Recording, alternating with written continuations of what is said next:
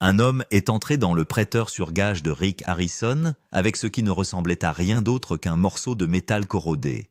Il reposait lourdement sur le comptoir sombre avec le temps rugueux sur les bords et couvert de cicatrices de plus d'un siècle sous l'océan. Puis, il a nommé son prix. 1,5 million de livres, soit près d'1,5 million de dollars, pour ce qui semblait à première vue être un fragment rouillé pas plus gros qu'un livre de poche. Le nombre à lui seul suffisait à garder la pièce froide. Rick le ramassa avec précaution, le retournant entre ses mains, comme s'il essayait de sentir l'histoire emprisonnée à l'intérieur. La plupart des gens auraient revu des déchets, des morceaux de ferraille oubliés, récupérés dans la mer. Rick a vu quelque chose de complètement différent. Il l'a qualifié d'étonnant une fois, puis l'a répété presque dans sa barbe, parce que ce n'était pas simplement du métal. Il s'agissait d'un morceau du Titanic lui-même, l'un des navires les plus célèbres jamais construits, et l'une des plus grandes tragédies de l'histoire de l'humanité. Le vendeur a pu voir la fascination grandir et a commencé à expliquer exactement ce que Rick tenait. Ce fragment faisait autrefois partie d'une section massive de 20 tonnes de la coque du Titanic récupérée du fond de l'océan lors d'une opération de sauvetage soigneusement planifiée. Des submersibles spécialisés étaient descendus près de 3,5 km dans l'obscurité de l'Atlantique Nord, coupant une partie de l'épave et la ramenant à la surface morceau par morceau. Une fois récupérés, les échantillons plus petits ont été soigneusement retirés de la section plus grande, et ce fragment était l'une de ces rares pièces. À mesure que le vendeur disposait les documents sur le comptoir, l'histoire devenait encore plus convaincante. Il y avait des certificats, des dossiers de récupération, des transferts de propriété et une chaîne de contrôle complète prouvant exactement d'où venait le métal. Chaque étape de son voyage a été documentée. Il ne s'agissait pas d'un artefact mystérieux ou d'un souvenir non vérifié. Il s'agissait d'une pièce authentique de l'un des navires les plus légendaires jamais construits, accompagné des documents le prouvant. Rick a continué à étudier le fragment sous les lumières du magasin. Le métal lui-même était silencieux, mais l'histoire derrière lui semblait presque assourdissante. Peu d'objets pouvaient relier une personne aussi directement à un moment unique qui captivait le monde depuis plus de 100 ans. Le vendeur lui a rappelé que très peu de gens sur Terre auraient la chance de tenir entre leurs mains une pièce authentique du Titanic. Et Rick ne pouvait pas être en désaccord. Puis vint la question que tout le monde savait venir. Était-il à vendre ? Le vendeur a immédiatement souri, car bien sûr, tout avait un prix. Il a expliqué qu'il avait déjà reçu une offre quelques jours plus tôt, et que si Rick le voulait, il lui faudrait battre ce chiffre. Soudain, la conversation est passée de l'histoire aux affaires, et l'atmosphère à l'intérieur du magasin est devenue sensiblement plus sérieuse. Rick a admis quelque chose d'inhabituel. Malgré tous les objets rares qu'il avait achetés au fil des années, il n'avait jamais fait de recherche sur un morceau du Titanic auparavant. Il n'y avait aucune comparaison familière sur le marché, aucun record de vente récent qu'il pouvait extraire de sa mémoire, aucun moyen évident de déterminer si le prix demandé était juste ou excessivement gonflé. Il a donc simplement demandé au vendeur de lui donner le numéro. Lorsque le vendeur répéta calmement le chiffre d'1,2 million de livres, la pièce sembla se figer pendant une seconde. Rick n'a pas immédiatement répondu. Au lieu de cela, il baissa les yeux sur le fragment et le fit lentement pivoter une fois de plus. La plupart des gens qui regardaient s'attendraient à un choc ou à de l'incrédulité, mais la réaction de Rick fut bien plus compliquée que cela. Il respectait l'artefact. Il croyait à l'histoire. Le problème n'a jamais été l'authenticité. Le problème, c'était l'avenir. Rick avait passé des années à acheter des objets valant des millions de dollars, allant de véhicules rares à des guitares célèbres et des documents historiques. Ces objets avaient tous une chose en commun. Des acheteurs les attendaient. Ce morceau d'acier du Titanic vivait dans un monde complètement différent. En dehors des musées et d'une poignée de collectionneurs d'élite, très peu de gens pouvaient se le permettre, et encore moins seraient prêts à dépenser autant d'argent pour un fragment de métal. Sentant l'hésitation de Rick, le vendeur a tenté un dernier argument. Il a suggéré de diviser le fragment en morceaux plus petits, de les encadrer individuellement, et de les vendre à des collectionneurs du monde entier. Selon lui, l'investissement pourrait se transformer en une fortune. Tout passionné du Titanic voudrait un morceau d'histoire. Chaque collectionneur paierait pour avoir la chance de posséder une connexion physique avec ce célèbre navire. Mais Rick savait déjà où allait la conversation. L'artefact était extraordinaire. L'histoire était incroyable. La paperasse était impeccable. Pourtant, le risque était tout simplement trop élevé. Avec un sourire, il a finalement admis que la pièce était bien en dehors de sa zone de confort. Puis, presque instinctivement, il changea de sujet et demanda si le vendeur avait autre chose, peut-être quelque chose en rapport avec le rock'n'roll. Parce que dans le monde de Rick Harrison, il y a une différence entre admirer l'histoire et parier 1,5 million de dollars dessus. Et aussi fascinant que puisse être le Titanic, ce fragment de rouille restait exactement là où il se trouvait. À moins que, comme Rick l'a plaisanté, il s'agisse d'une très grosse quantité d'or. Peu de temps après, un autre vendeur s'est approché du comptoir avec quelque chose de beaucoup plus petit. Il n'y avait pas d'introduction dramatique, pas d'argumentaire de vente élaboré et pas de vitrine surdimensionnée. Il a simplement placé un petit support protecteur sur le comptoir et l'a ouvert. À l'intérieur se trouvait une pièce d'un demi-dollar, usée de 1906, dont la surface avait été lissée par le temps et l'usage, et qui avait l'air si ordinaire que la plupart des gens seraient passés devant elle sans y jeter un second coup d'œil. Rick l'examina attentivement, mais resta peu impressionné au début. À elle seule, la pièce ne valait que très peu. 40 ou 50 dollars au maximum. Ce n'était ni rare ni intact, et certainement pas quelque chose qui attirerait normalement une attention sérieuse. Mais ensuite, le vendeur a révélé le détail qui a tout changé. La pièce appartenait autrefois à John W. Gill, un passager de 24 ans à bord du Titanic. Du coup, la valeur n'avait plus rien à voir avec la teneur en argent ou la demande des collectionneurs. C'est devenu un artefact personnel lié à l'une des histoires les plus déchirantes de l'histoire maritime. La pièce avait survécu contrairement à son propriétaire. Rick se pencha en avant pendant que le vendeur expliquait plus en détail. John Gill était monté à bord du Titanic à Southampton, laissant derrière lui sa nouvelle épouse, tout en se préparant pour un nouveau départ en Amérique. Comme tant d'autres, il n'est jamais arrivé à destination. Lorsque le navire a disparu sous les eaux glaciales de l'Atlantique, son avenir a disparu avec lui. Le vendeur a décrit ce qui s'est passé après le sinistre. Des navires de récupération sont finalement arrivés et ont commencé la sombre tâche de rechercher des victimes dans l'océan. Des centaines de corps ont été repêchés dans l'eau glacée. Chaque objet trouvé sur ces corps a été soigneusement catalogué, enregistré, scellé et conservé.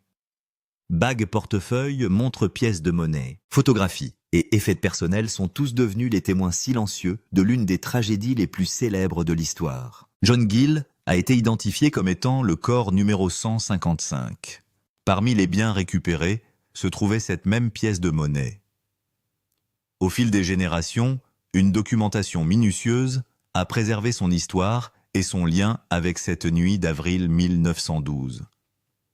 Contrairement à d'innombrables artefacts dont les origines se perdent au fil du temps, cette pièce portait une chaîne historique directe et ininterrompue, remontant jusqu'à la catastrophe elle-même. Alors que Rick tenait la petite pièce d'argent dans sa main, le contraste avec le fragment de la coque du Titanic était impossible à ignorer. La coque était énorme, précieuse et mondialement connue. Pourtant, cette simple pièce de monnaie portait quelque chose de plus personnel. Ce n'était pas simplement lié au Titanic. C'était lié à un être humain, à une vie interrompue, à des rêves qui n'atteignaient jamais le rivage.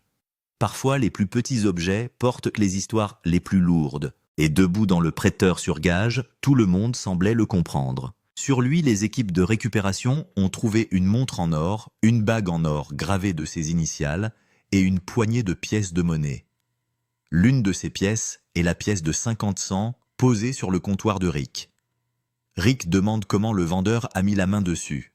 Le vendeur lui dit qu'il l'a acheté à un collectionneur passionné il y a environ 1 an. Rick fait le suivi.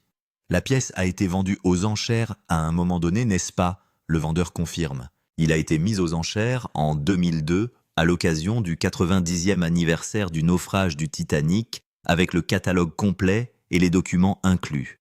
Rick hoche la tête. Il comprend. La pièce à elle seule vaut 40 dollars. Le fait qu'il appartienne à quelqu'un décédé sur le Titanic change complètement la donne. Le vendeur l'a payé 75 000 dollars environ 1 an plus tôt. Il souhaite réapproprier les fonds au fur et à mesure et acheter d'autres jouets pour sa collection. Il demande 125 000 dollars. Rick demande d'où vient le numéro. Le vendeur a sa réponse verrouillée. Un billet de 1 dollar récupéré sur un survivant du Titanic vendu aux enchères pour 125 000 dollars. La logique du vendeur est simple. La véritable histoire du Titanic, ce ne sont pas les survivants. Ce sont les victimes. Une pièce de monnaie retirée d'un homme mort doit valoir au moins autant qu'un billet d'1 $ d'un homme vivant. Rick est intrigué. Il dit à voix haute que la pièce cache une histoire d'1 million de dollars. Mais une histoire n'est pas un prix. Il dit au vendeur qu'il souhaite appeler un de ses amis pour qu'il vienne jeter un œil.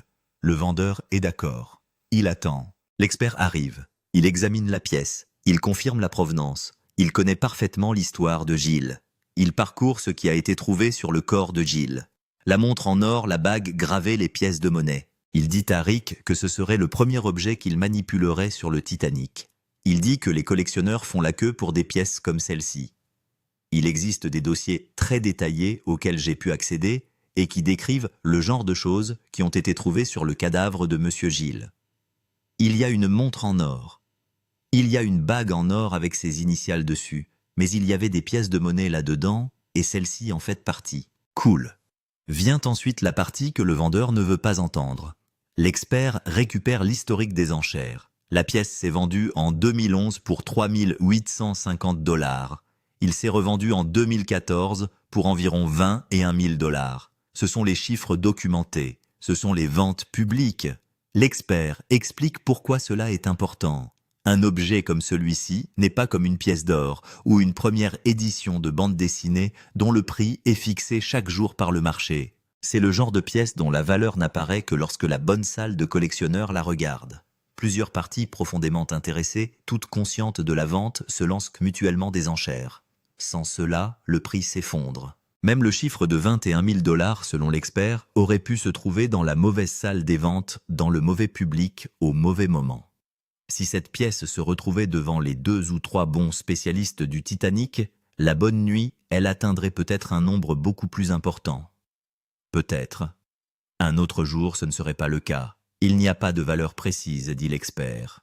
Seulement la bonne pièce, le bon moment, les bons acheteurs. Rick le remercie. Il se retourne vers le vendeur. Rick expose sa réflexion. Il comprend la logique des 125 000, mais il n'y arrive pas. Si la pièce s'est vendue 21 000 $, il y a 1 an ou 2, rien ne justifie désormais une valeur de 125 000 $. Il dit que la chaleur du Titanic monte et descend. Une pièce comme celle-ci ne vaut que quoi? Le marché veut payer n'importe quel jour. Puis Rick donne son numéro 10 000 $. Le visage du vendeur se fige. Il doit avoir au minimum 75 000 $. C'est son étage. Rick dit qu'il n'y a alors pas d'accord. Le vendeur le remercie. Il se serre la main. Il part. À l'extérieur, le vendeur dit que l'offre de 10 000 $ est choquante. La valeur de la pièce est tellement inférieure à celle que d'autres collectionneurs évalueraient qu'il ne peut pas la prendre au sérieux. Il sort avec la pièce toujours à la main. Un échiquier construit à partir d'une épave. Le vendeur d'échiquier entre avec une planche de bois de la taille d'un grand livre. Il le pose soigneusement sur le comptoir. Rick demande ce qu'il a. C'est un échiquier fait main. Le vendeur dit à Rick que le bois a environ 5 ans en 2012. Plus précisément, le 15 avril 2012, le 100e anniversaire du naufrage. Rick comprend immédiatement. Nous parlons donc du Titanic. Le vendeur hoche la tête. Je parle du Titanic. Le plateau n'a pas pour thème le Titanic, c'est du bois du Titanic. Le vendeur accompagne Rick à travers la chaîne. Il a acheté le tableau lors d'une vente aux enchères de souvenirs à New York chez Guernsey. L'enchère l'avait indiqué comme une estimation de 15 000 $ à 20 000 $. Le bois lui-même provenait du câblier Mignat. Le Mignat était l'un des navires envoyés pour récupérer les corps et les débris après la catastrophe. À bord de ce navire se trouvait un charpentier nommé William Parker. Parker a retiré des morceaux flottants de l'épave du Titanic hors de l'Atlantique. Il les a gardés. Des années plus tard, ces pièces ont été transformées en cet échiquier. Le nom de Parker est documenté dans la provenance. Rick passe sa main sur la surface. Il y a de légères marques là où se trouvaient autrefois les pièces d'échecs. Rick les souligne. Le vendeur confirme. À une certaine époque, le plateau contenait des pièces. Pas plus. Les morceaux sont partis. Il ne reste que le tableau. Pas de morceaux, rien d'autre, non. À une certaine époque, il y avait des morceaux dessus. Vous pouvez voir les marques dessus. Ouais, j'ai vu beaucoup d'autres choses sur le Titanic. J'ai vu des plats qui coûtent quelques centaines de $. J'ai vu des petites planches de bois qui valaient environ 100. Je veux dire, c'est bien plus que ça. Il y a beaucoup plus de choses intéressantes à faire avec. Ceci est fait à partir d'une partie de l'histoire. Rick demande pourquoi le vendeur essaie de le vendre. Le vendeur dit l'argent. L'argent aiderait maintenant. Rick comprend. L'argent est une bonne chose, dit-il. J'y suis allé, j'ai fait ça. Rick demande le numéro. Le vendeur veut 15 000 $. Son plancher absolu est de 10 000 $. Rick connaît le marché du bois du Titanic. La majeure partie se déplace sous forme de petites planches pour environ 100 $ pièce. Les places à bord du navire coûtent quelques centaines. Il s'agit d'une catégorie différente. C'est un objet fini, un meuble entier construit à partir de véritables bois du Titanic. Rick qualifie le tableau d'ultra cool. Il dit que c'est bien plus qu'une simple planche. Il y a des gens, dit-il, qui deviendront absolument fous pour tout ce qui concerne le Titanic. Le navire reste l'un des navires les plus célèbres jamais construits. Mais le marché reste le marché. Et le marché d'un mardi au hasard dans un prêteur sur gage de Las Vegas n'est pas le marché d'une vente aux enchères de souvenirs maritimes à New York. Rick n'adoucit pas le coup. Il dit au vendeur que 15 000 $ n'arriveront pas. Pas maintenant. Les gens ne donnent pas d'argent pour des choses comme celle-là. Il le rendra court et doux. Il propose 5 000 $. Espèce. Le vendeur essaie de le remonter. Rick peut-il atteindre 10 000 $? Non. Rick ne bougera pas de 5 000 $. Le vendeur demande s'il y a une marge de manœuvre. Même réponse. 5 000 $ en espèces en finale. Les gens ne donnent pas d'argent pour des choses comme celle-là en ce moment. Je vais le rendre court et doux. Je vous donnerai 5 000 $ pour cela. Tu ne pouvais pas y aller genre 10 000 $, c'est le top du top. C'est ultra cool. C'est vraiment le cas. Je veux dire, surtout depuis le Titanic. Mais c'est mon offre. 5 000 $. Vous ne pouvez pas en sortir. Je ne vais pas en sortir. Et c'est de l'argent.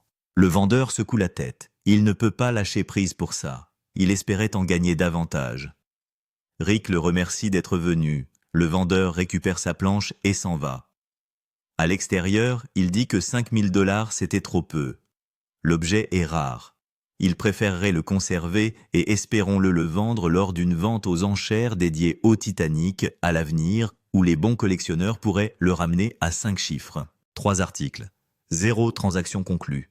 Le seul marché que Rick a réellement conclu. Le vendeur de montres arrive avec une boîte en bois fantaisie. Rick demande s'il peut l'ouvrir. Le vendeur lui dit d'y aller. La boîte s'ouvre. Une lourde montre en or trône à l'intérieur brillant sous les lumières du magasin. Il s'agit d'une montre Titanic DNA en or 18 carats de Romain Jérôme. Rick écoute le vendeur parcourir l'histoire. Romain Jérôme est une entreprise horlogère suisse. Ils ont été lancés en 2004 financés par la famille royale saoudienne. Ils voulaient en percer sur le marché de l'horlogerie haut de gamme et rivaliser avec les géants, les maisons avec plus de 100 ans d'histoire et les collectionneurs fidèles. C'était un projet ambitieux et il n'a pas abouti. Pendant 16 ans, la famille royale a continué à investir de l'argent dans l'entreprise. Les montres ont fait le buzz dans le secteur du luxe, mais elles n'ont jamais atteint le niveau supérieur. La marque n'a jamais franchi la barre que les grandes maisons avaient déjà fixée. Finalement, Romain Jérôme a déposé le bilan. 16 ans d'investissement et la famille en a finalement dit assez avant de partir. En vertu de cette loi, l'entreprise a fait quelque chose que personne d'autre dans l'horlogerie n'avait fait. Ils ont acheté une partie du Titanic. Ils ont fait fondre le métal. Ils l'ont fusionné. Ils l'utilisaient pour fabriquer des montres. Rick examine la pièce dans sa main. La lunette de cette montre est en acier de coque Titanic. Ils n'ont jamais atteint un haut niveau dans la communauté horlogère. Ils ne l'ont tout simplement pas fait. Et puis, ils ont déposé le bilan. Fondamentalement, selon la famille royale saoudienne, 16 années passées, à investir de l'argent dans cette entreprise chaque année, et cela ne fonctionne pas. La conception extrait le métal des chaudières et de l'hélice. Le tout s'est pressé dans un boîtier en or rose 18 carats. Le tout a sa propre mystique. Rick demande où le vendeur l'a récupéré. Le vendeur lui raconte qu'un ami était en train de liquider les boutiques hors taxe. Il a fait une bonne affaire là-dessus. Avec l'histoire du Titanic en pièces jointes, il ne pouvait pas laisser passer. Rick demande le numéro. Le vendeur veut 17 000 $. Rick aime vraiment la montre. Il le dit à voix haute. Il adore le design. Le concept de l'ADN du Titanic est unique. Personne d'autre ne l'a fait. Si la même montre provenait d'une marque plus grande et mieux établie, Rick pense qu'elle se serait bien vendue probablement rapidement. Le problème, c'est le nom sur le cadran. Romain Jérôme n'est pas un nom familier. La plupart des gens qui entrent dans le magasin n'ont aucune idée de ce qu'ils regardent. Rick devra vendre l'histoire à chaque fois que quelqu'un passera devant l'affaire. La partie ADN du Titanic aide. La marque ne le fait pas. Voici la partie folle. Rick a peur que cette chose disparaisse de l'histoire. Une montre en or 18 carats avec du véritable métal titanique dans le boîtier. Et il craint de devoir l'expliquer à chaque client juste pour le déplacer. C'est le vrai problème, pas la montre. La notoriété du marché autour de la montre. Alors il ouvre bas. Rick propose 6 000 $. Il considère que c'est un pari à ce prix-là car il doit mettre la montre en vente. Et 99% des gens n'ont aucune idée de ce que c'est. Le vendeur pousse. « Donnez-moi 7 000 $. Rick n'y ira pas. Il contre à 6 000 $ forfaitaires. Le vendeur pousse encore. 6 500 $. Retrouvez-moi là-bas. Rick y réfléchit. Il parcourt les chiffres dans sa tête une fois de plus. La pièce est magnifique. L'histoire de l'ADN du Titanic est réelle. L'or 18 carats est de l'or 18 carats, quel que soit le nom qui figure sur le cadran. À 6 500 $, il lui reste encore de la place pour le déplacer éventuellement, même s'il doit vendre l'histoire à chaque client. Il atteint 6 200 $ et se dit fou d'avoir fait cela. Le vendeur n'abandonne pas. 6 500 $ final. Allez. Rick grogne. Il dit au vendeur qu'il est en train de le tuer ici. Puis il cède. Très bien. 6 500 $. Espèce. Accord. Première et unique offre du jour. Alors que le vendeur s'en va récupérer son argent, Rick marmonne son inquiétude. Il espère que la montre ne restera pas dans sa vitrine et ne coulera pas comme le Titanic, le journal qui ne l'était pas. Le vendeur de journaux arrive en dernier. Il pose un journal plié sur le comptoir. Le Boston Globe date du lendemain du naufrage du Titanic. Le vendeur explique à Rick ce qu'il a. Le titre apparaît en haut de la page. Le Titanic coule. 1500 morts. 675 survivants récupérés sur 2200 passagers. Le journal annonce que le grand navire insubmersible a heurté un iceberg et a coulé à 2h20 du matin. Le vendeur dit à Rick qu'il l'a acheté dans une unité de stockage abandonnée. Je suis descendu au prêteur sur gage aujourd'hui pour vendre mon journal Boston Globe qui a été imprimé le lendemain du naufrage du Titanic. Comme passe-temps, j'achète des unités de stockage et j'ai payé 80 $ pour l'unité de stockage. Il achète des unités de stockage comme passe-temps. Je paye 80 $ pour celui-ci. Il trouve le journal caché à l'intérieur. L'apporte directement au magasin. Il espère en obtenir 800 $ aujourd'hui. Son étage est de 500 ou 600. Rick parcourt la première page. Il lit le titre. Il connaît l'appel à froid. Les collectionneurs adorent les vieux journaux avec un gros titre. Un désastre, un assassinat, une guerre. La question du Titanic est exactement ce genre de document.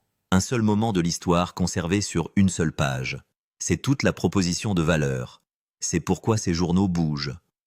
Voici le piège. Un journal couvrant le désastre du Titanic est absolument une pièce de collection.